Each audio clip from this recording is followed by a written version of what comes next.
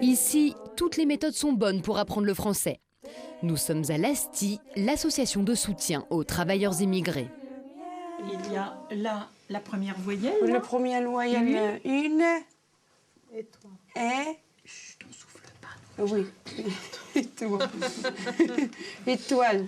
Voilà bientôt 10 ans que Zara a quitté l'Algérie.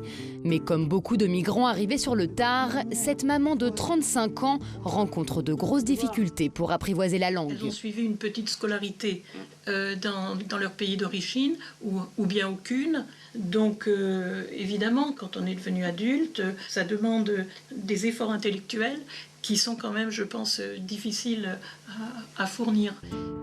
Aujourd'hui, Zara est capable de faire ses courses seule ou se rendre chez le médecin, mais impossible pour elle de tenir une vraie conversation et de construire une vie sociale. Ça va? Oui, et vous, ça va? Ouais, pour parler, pour...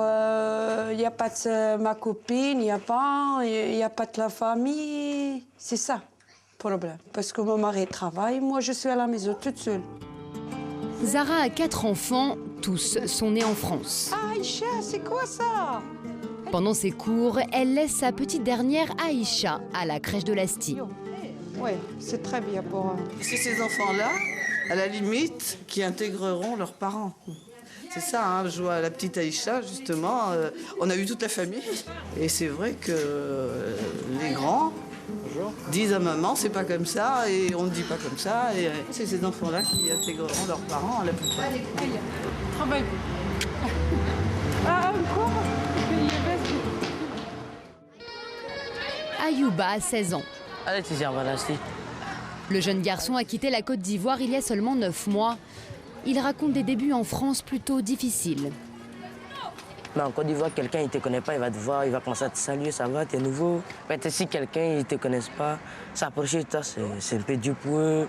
À la maison, bon, ma mère m'écoute, mais elle est tout le temps occupée, là. Mon père, lui, il n'est jamais là. Donc vous voyez, là, c'est un endroit important pour moi aussi, qui m'aide à m'aider à parler. Parce que tout le temps, j'ai la bouche fermée, donc là, il m'aide à parler aussi. Tous les soirs après le collège, Ayouba rejoint son atelier d'expression orale et de vie courante.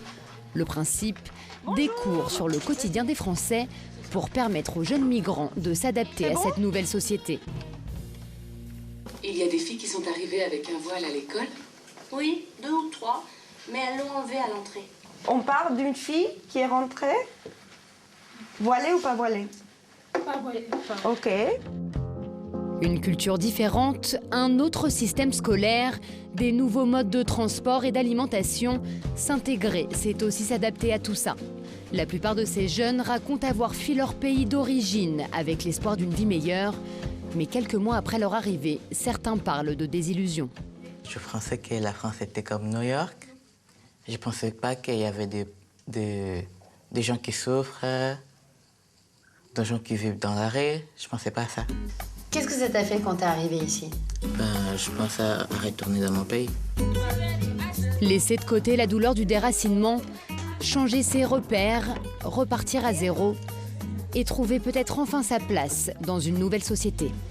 Si un jour, je peux me dire, là, je me sens comme eux, j'ai la même manière de vivre comme eux, la même réflexion, je peux me dire c'est un jour, mais ça dépend des autres. Maintenant, s'ils m'acceptent, qui me disent, ouais, il est comme nous, donc on le prend.